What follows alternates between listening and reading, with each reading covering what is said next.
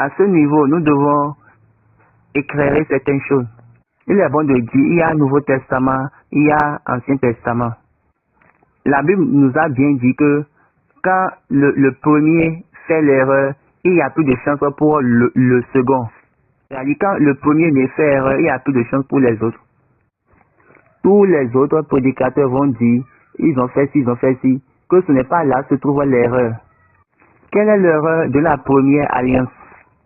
L'erreur de la première alliance est que tout premier-né doit être remplacé, que c'est l'ordre de la première alliance. Tout premier-né doit être remplacé, c'est l'ordre de la première alliance. Donc c'est là que se trouve l'erreur de la première alliance. C'est l'erreur de la première alliance. Adam a été renvoyé.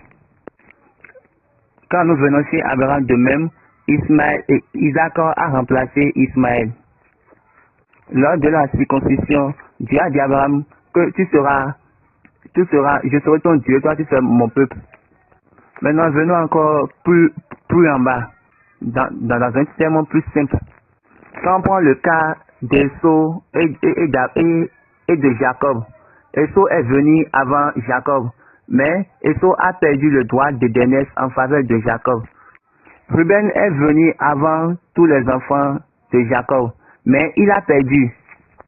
La perte du droit d'aînesse chez le premier-né elle est impeccable et perpétuelle. L'ordre de la première alliance est basé sur la perte du droit d'aînesse chez le premier-né.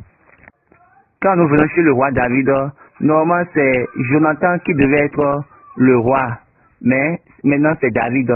Il ne peut pas être roi parce que le premier-né perd toujours son droit d'aînesse.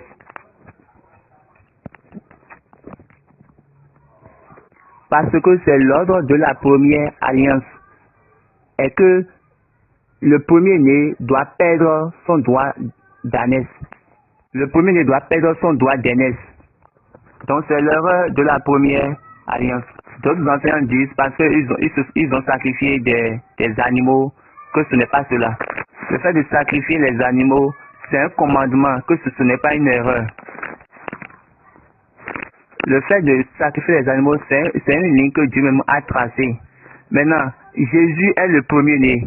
Il est venu, il a suivi cette ligne déjà tracée par Dieu. Il est mort. Maintenant, il s'est ressuscité. Et maintenant, il est devenu le premier-né. Et maintenant, tous ceux qui vont mourir maintenant doivent ressusciter. Donc, c'est là où